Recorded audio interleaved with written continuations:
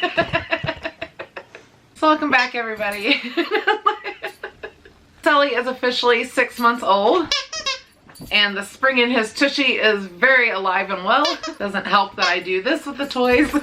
So he has officially lost his puppy fluff, at least it seems that way. He's still very soft, but the puppy fluff is gone. I believe all his adult teeth are already in.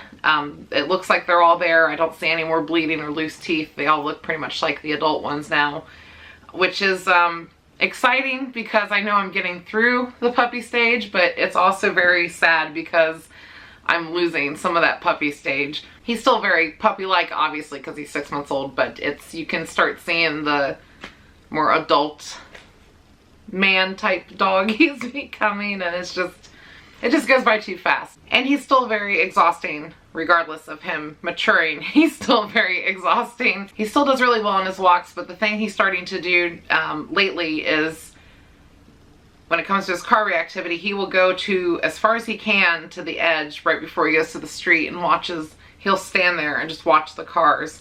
And then he assumes when he comes back from doing that, he gets a cookie. I think somewhere I kind of maybe screwed up where I rewarded him on it, because now he almost feels like he should be rewarded for, because I can see him like almost hurting the cars with his head, but he's not actually chasing them. So I still do say you did good or whatever, but he's not listening anymore to just leaving the cars alone and focus back on me, which is kind of where we're at with a lot of things. He's not listening to me on a lot of things, but this is kind of normal in my head when it comes to cattle dogs. They go through this other stage, sometimes more than once, where they just refuse to listen. So like half the time he is listening beautifully and totally in focus, and then there's other times where he's just like, I ain't listening to this lady at all. I'm not listening to nobody today. Like it's normal teenage puppy crap. I also had some interesting things with him the last time I groomed him. I groomed all the babies right before the holidays, and you know, the lights in our basement where I keep my grooming table are completely out, and I can't seem to find replacements for them, so I did all the grooming upstairs, like on the floor in the living room. He had a conniption fit over being dried with the dryer. It was his first time with the dryer, so it's understandable. So that I'm not too mad at him about, because when you're introducing a dog to a dryer, it can be tricky and difficult. It was on the lowest setting possible, but it was still very loud, and it's new, and I think he thought it was the vacuum cleaner coming after him, but we had issues with his nail trim. So even though he did great for like the bath part and, you know, still being towel dried and stuff like that, the nails were an issue. Now, I don't know if it was just him being his defiant little self, because he's defiant right now for his little teenage stage, or if he just was freaked out because we were doing it on the floor. But he did try to bite at the nail clippers and my hand, and he fought and jumped around, doing whatever he could to make sure that nail trim wasn't going to happen. So I called in reinforcements, aka Daddy. So Dad held him down on the floor, and as soon as he realized he couldn't get away, he just stayed calm and did the nail trim fine. But it wasn't with some battle wounds. And I'm also getting battle wounds while I'm sleeping, apparently. I'm waking up with more bruises on my legs and, you know, nice little scratch marks. Sometimes he likes to wake me up with just really clawing at my body, which is a really crappy way to wake up. Or he will shove his tongue literally in my mouth, which definitely wakes me up because it freaks me out. I wish he would take a page from the girls, because Gypsy and Clea actually will sneak up close to my face, and I have one girl on each cheek giving me kisses in the morning. I really miss that. But now they kind of are sitting behind Sully as he's doing whatever weird stuff trying to wake me up, which is really annoying. I know the bruises on my leg are when he jumps around in bed. He doesn't like to sleep in one spot, and sometimes he gets very frustrated finding that nook, so he will jump around and kind of slam on my legs while I'm sleeping. And as I mentioned earlier, the spring in his tushy is very much there. Like, he is, you know, right before I give him his meals, he is literally jumping like up to here, just happy as can be, because he's excited. He loves, if you follow Sully, you know he loves his food. So I don't correct that because it's too cute, and I know he's just super happy about the food. But he does like to also jump up and slam into the back door. He will, if we have to lock him out of a room, if I try to like take a shower still. He's still slamming into doors. Barricades do not work for this dog. I've got multiple pet gates in this house, or even if I'm trying to like just have a moment by myself and shut the door, it's a bunch of slamming stuff into the doors. And I live in a very old house, and all I can hear is the wood cracking in these 100-year-old doors. And for those who say, well, just crate them, well, I do crate them sometimes, but then I'm dealing with screaming and banging crate kind of thing. He really just always wants to be by my side. Even if he's not wanting to listen to me, he wants to make sure he's with me. The biting has intensified a little bit, even on me now, because for the longest time I wasn't getting nipped or whatever, and now when I come home I get way more nipped on my hands. He's very angry that I've left. He's also nipping all 3 girls really bad in the face. It is becoming like a very frustrating issue, because no matter how many times I tell him no bite on the girls or me, he's still doing it. I can't seem to get him to refocus that on something else. I hate when he snaps at Silver's face. Not that she can't handle him. Her old butt knocks him down like in a heartbeat. It's just I can see how irritating it is for the other 3 dogs, and that makes me feel like a bad mom. It also really irritates me that I can't figure out how to get him to herd and focus that nipping energy on something else. He refuses to go after herding balls. I'm like half tempted to buy him like a remote control car, or figure out some kind of like pulley system in my backyard to like attach, you know, an old toy to, so he can maybe like herd that around the yard.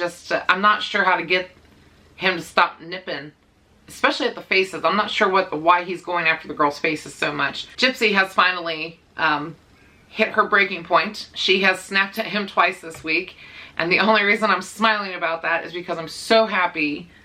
Yeah, Miss Gypsy, I'm so happy that she finally stood up to him, basically, because she was letting him get away with so much stuff, and I think she just had enough, which I'm glad she told him she had enough. And he understood.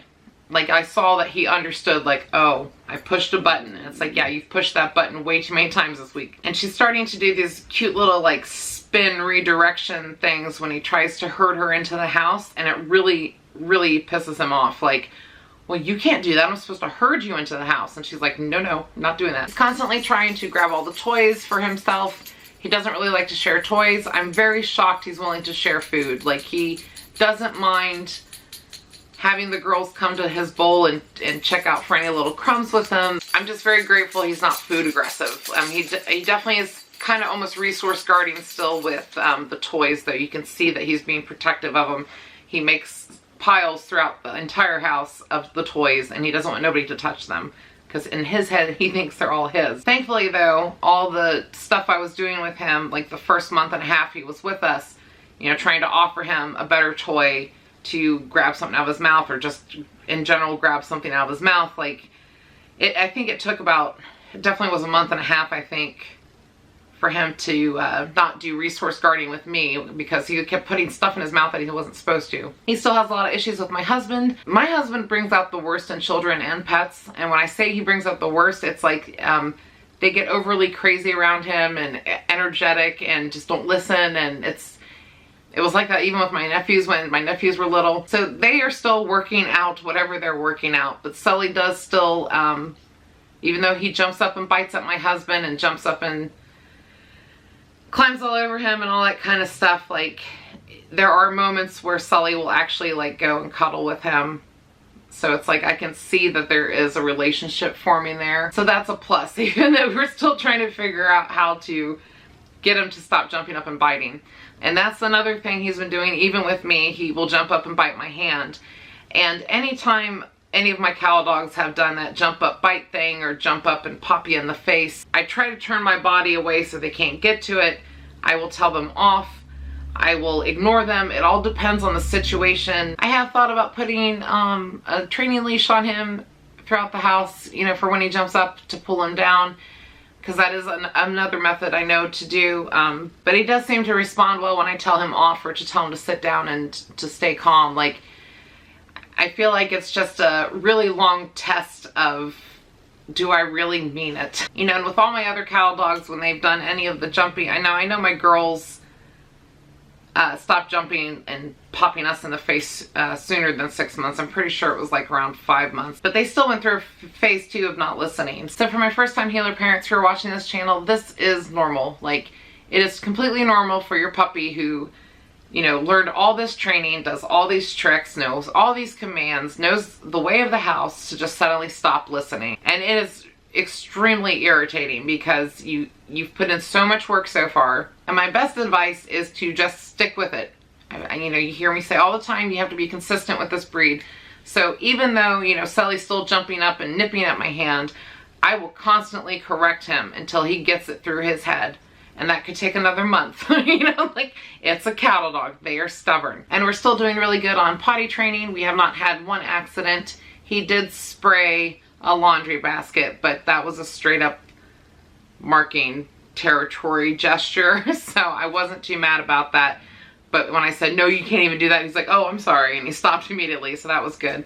And he also is very, very bratty and vocal when he can't be involved in something. I was repotting some indoor plants 2 days ago, and he screamed and hollered, smacked the soil bags. He wanted to be involved. He wanted to see what I was doing. He was standing at the table I was working on, like, I just want to help, you know. And he's like that with a lot of things. Like, even when I'm getting ready, I will sometimes pretend I'm getting him ready too. And I'm starting to think that that might be what he's chosen as his job, is just to help mommy with whatever she's doing. And the poor guy doesn't realize that sometimes his help is actually not very helpful.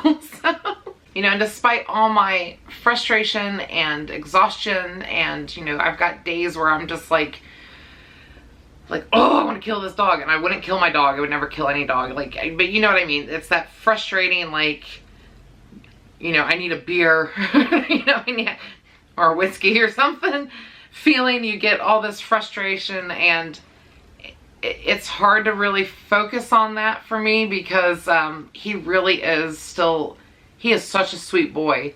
Like, he is so sweet. And just living with him, like, you can see that he's just genuinely happy to be alive. Like, he is just happy with life, with, like, you know, with catching raindrops outside, and with, like, just being goofy and playful. And I can see what an amazing guy he is, and what he's turning into. But yet I also still want to share my complaints, because yeah, I definitely want people to realize that it's not always perfect every day with a cattle dog, which I'm sure you guys know. I mean, I know a lot of you comment back like, oh, we're going through the same thing right now, you know, preach it, sister. You know, it's like, but they're frustrating at times, but you have to sometimes look past all the quote unquote bad and see the